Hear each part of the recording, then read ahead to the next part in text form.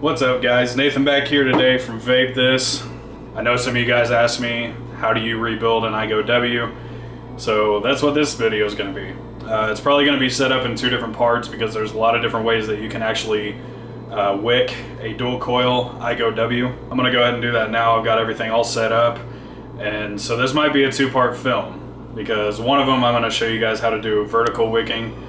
Basically just meaning that you have two strands of wicks down into the drip well. You can do about 10 drops, 10 to 15 drops, 15 on your first load and 10 on the refill.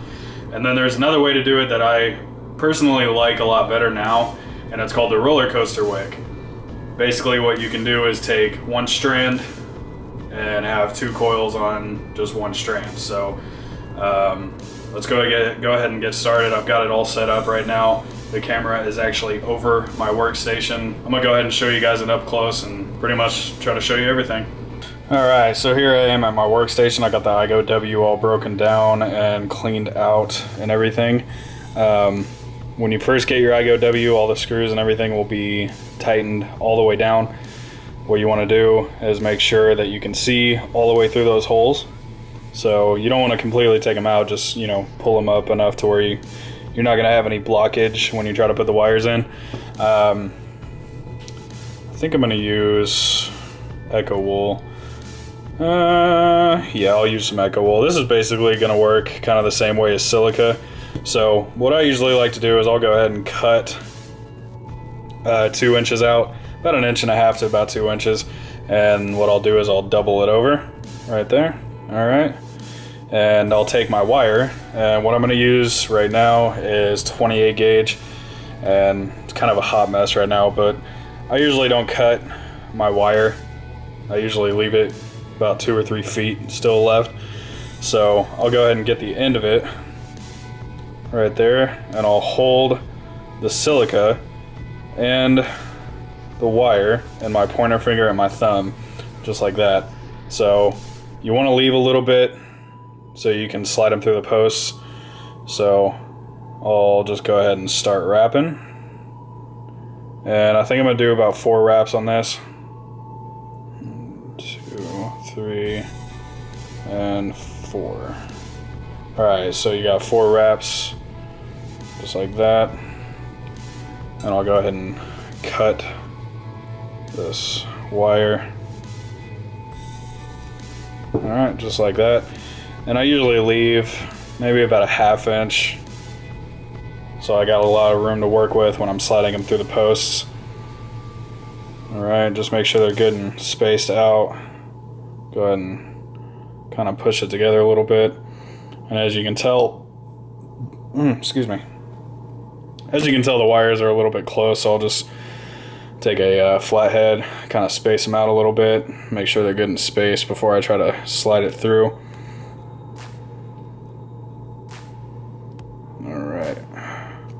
Alright, so there we are. Good and spaced out wires.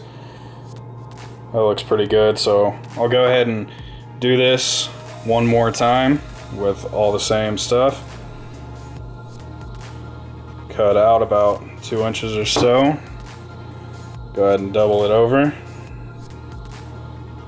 Take my wire, this end, hold it between my thumb and my pointer finger. Go ahead and wrap.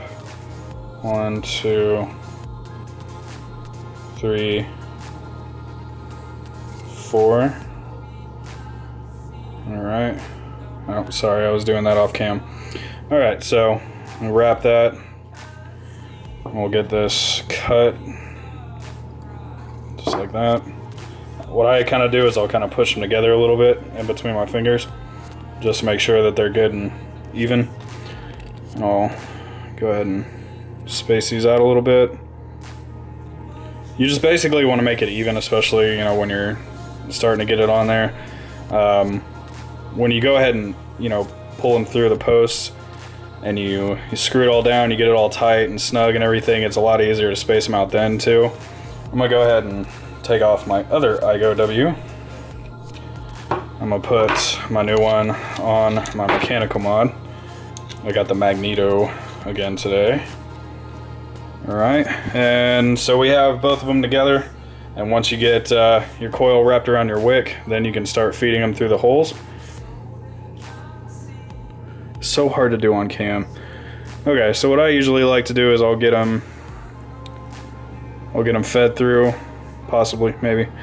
All right, and the shorter side will go up top, so you really don't have to cut it. You'll have to cut a little bit of this, but you definitely want to leave a little bit of strand, leave a little bit of echo wool so that it can sit down into the well. All right, so when I get them pulled in, I want to get them as close to those posts without any of the coil actually touching the post. All right, and it looks like my wire got freaking bent. What the hell? All right, so anyways, I'll go ahead and pull that up close. And you don't want the coil to touch because it could create a short. So once you get them up, I kind of like to hold my finger or my thumb right there, and I'll go ahead and screw down the outside screw, maybe. All right, and you want to make sure it's really good and snug, but you don't want to over tighten it to the point where it breaks that coil or it breaks the wire. But just go ahead and screw that down till it's good and tight. And after that, you can pretty much pull and twist, and it'll break that wire off. All right, and then the middle one, I'm not going to tighten down just yet. What I'm going to do is kind of just move it off to the side. All right, just like that. And I'm going to go ahead and put in my other wick, and pretty much just the opposite of that. All right, make sure these are good and straight so you don't have any problems putting them through the holes.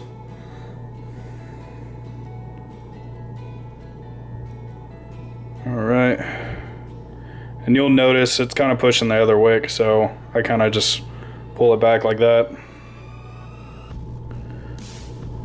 And then feed it the rest of the way through.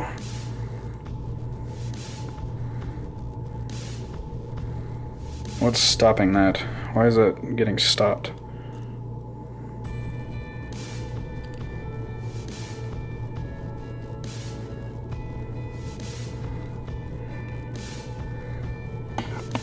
Alright, so,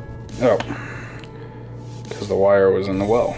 Alright, so make sure it's out of the well, and then you can push it on through, make sure it's good and close, and I'll hold my finger there to kind of hold the wick, and I'll go ahead and screw down the other outside.